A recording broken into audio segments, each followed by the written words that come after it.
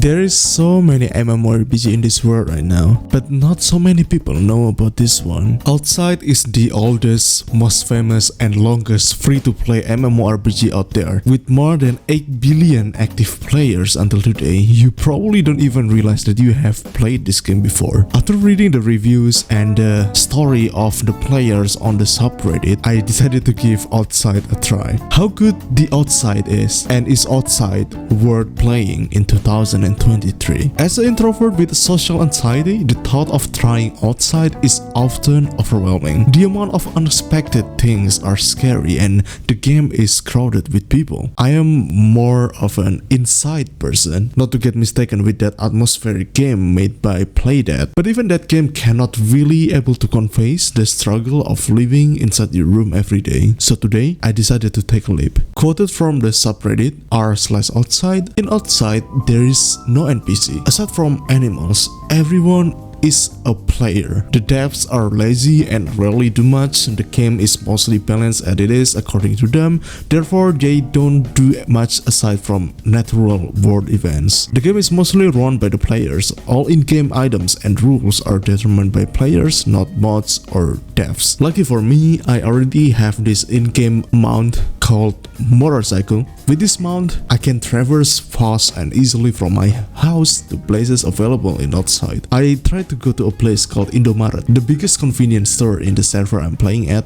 Indonesia. You can buy a lot of items here, from the famous instant noodles called Indomie to cheap and nice sugary drinks. I try to consume the sugary drink, and while it's nice, restoring a small amount of my SP and giving me plus 10 moral points, it has some hidden debuff based on the wiki of Outside, like 10 plus fat and a 15% chance of instant death. Then I go to the park. This place is a non-PvP area where players can hang out and train their stamina skills. I tried the infamous go out and touch the grass trash talk from this game, and it's surprisingly underwhelming. Nothing happened and I don't gain anything by doing it. After that, I tried to go to a place called Cinema. At the moment, it's showing a movie called John Wick Chapter 4. A lot of players gather in this place wearing luxurious equipment for some reason. The movie is actually very nice. I love one of the players in the movie called Keanu Reeves. He's a veteran player, level 58 if I remember, and he's an actor main and has a hidden class called Wholesomeness, which is a really rare class nowadays. So yeah, that's the Outside. The graphic of Outside is insanely beautiful. It almost looks real. The gameplay is heavily focused on realism and it's not even comparable with The Sims 4. And the whole economy in this MMORPG is fully controlled by the players. Outside is a really realistic game. Honestly, this game kinda reminds me of Persona 5 Royal, minus the fantasy aspect of that game. You can go to places, gain skill points, hang out with other players, and do a lot of other stuff. Sadly, Outside might not be for everyone. While it's a free-to-play MMORPG, the dev didn't really tell the players about the survival and Souls-like aspect. And hell, there is no lockout button in this game, so you are going to play this game forever. Sometimes some levels are really tough and makes you want to quit the game entirely, and you have to grind literally every day to be able to survive in the game. Your character is randomly generated and came with different stats, conditions, and currencies compared to each other, and the developer of the game sometimes is just cruel with the unexpected natural world events like the pandemic that happened recently, or maybe your character came with permanent debuff like depression and cancer. But Outside is a special game. You cannot experience anything like this anywhere else. It's a perfect game to find new friends, even better than the social aspect of Final Fantasy XIV, for example.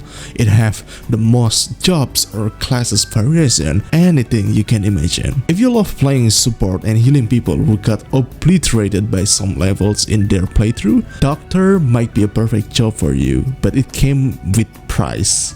Literally. If you like FPS or competitive shooter games, maybe picking a soldier class might not be a bad idea. Or if you love Stardew Valley, then moving to rural areas and picking farmer class can be hard, but also probably rewarding for some. For me, I'm now playing as a freelancer since I can basically do whatever I want, but with drawbacks like cannot farm quests for gold.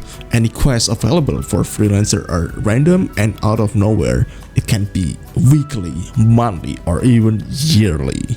So, is the outside worth playing in 2023? That question is hard to answer, but in my opinion, at least outside is worth trying for everyone. It has a great amount of content, super long hours of playtime, it's freaking free, and have everything for everyone to enjoy. What do you think about outside? Let me know in the comment section below. Consider subscribing to this channel if you enjoyed the April mob or April Fool video like this, and if you're interested in watching my videos playing old games that are worth playing at the present time. I made videos like that. Here are my other videos and I think you will enjoy it. See you next time and thanks for watching.